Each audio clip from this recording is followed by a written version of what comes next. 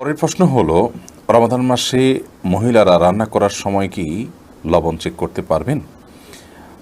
আমাদের মা বোনরা রমাদান মাসে রান্না করতে গিয়ে বা যে কোনো পুরুষও রান্না করতে গিয়ে যদি তরকারির লবণ চেক করতে হয়, স্বাদ চেক করতে হয়, তাহলে সেক্ষেত্রে সেটি তার জন্য জায়েজ হবে যদি এই চেকটা হয় জিহ্বা দিয়ে এবং চেক করে সাথে সাথে আবার থুতুর মাধ্যমে তিনি সেটাকে পরিষ্কার করে ফেলে দেন, অর্থাৎ গলদকরণ না গেলেন, তাহলে সেক্ষেত্রে সেটি জায়েজ হবে।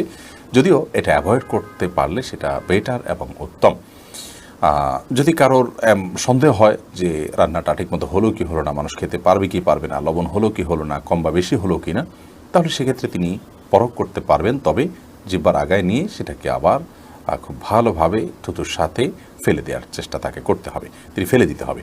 এর মাধ্যমে ইনশাআল্লাহ তাআলা তার এই চেক করাটা জায়েজ হবে। তবে যাদের মোটামুটি অনুমান হয়ে গেছে, আন্দাজ হয়ে গেছে, খুব একটা প্রয়োজন হয় না, তারা এটা অ্যাভয়েড করতে পারলে অবশ্যই বেটার এবং ভালো। এরপরে প্রশ্ন করেছেন শাহেদ আলী, আপনি লিখেছেন, রোজা রাখা অবস্থায় স্বপ্নদোষ বা কামভাবের জন্য মজি বের হলে কিংবা বীর্যপাত হলে কি রোজার কোনো ক্ষতি হয়? রোজার মধ্যে কামভাবের কারণে যদি কারোর মজি বের হয়, যেটাকে আঠালো কিছুটা আঠালো পানির মতো যে পদার্থ সেটা যদি বের হয়, তাহলে সেক্ষেত্রে তার ফলশ্রুতিতে রোজা ভঙ্গ হবে না।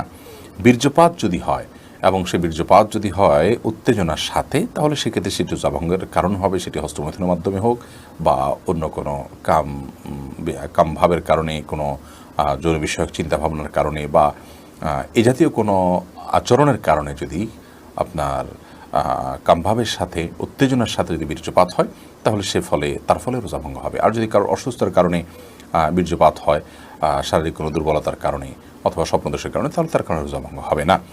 তবে মজি যেটা কিছুটা আঠালো পানির মতো, সেটি বের হওয়ার ফলে, যেটা বীর্য নয়, শুভ্র সাদা নয়, সেটি বের হওয়ার ফলে রোজা ভঙ্গ হবে না। তবে সেটি বের হলে অজু ভঙ্গ হবে। তবে রোজা রেখে আপনার মজি বের হতে পারে এরকম কোনো চিন্তা ভাবনা, কল্পনা বা আচরণ থেকে বিরত থাকা উচিত, সিয়ামের যে মৌলিক লক্ষ্য আছে সেই লক্ষ্য সাধনের স্বার্থে এবং প্রয়োজনে।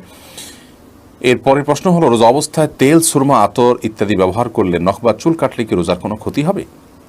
রমাদান মাসে রোজা অবস্থায় তেল, সুরমা, আতর এগুলো ব্যবহার করলে রোজার কোনো ক্ষতি হবে না। ঠিক একইভাবে চুল, নখ ইত্যাদি কাটলেও সিয়ামের কোনো ক্ষতি হবে না, কারণ এগুলোর কোনোটাই খাদ্য কিংবা খাদ্যের সাথে সাদৃশ্যপূর্ণ কোনো বিষয় নয়। যদি আপনি রোজা রেখে খাদ্য গ্রহণ করেন, পানীয় গ্রহণ করেন, কিংবা খাদ্য বা পানীয়ের কাজ দেয় বা এটার সাথে সাদৃশ্য হয়, এরকম কোনো কিছু আপনি করেন, তাহলে সেক্ষেত্রে সেটি সিয়াম ভঙ্গের কারণ হবে।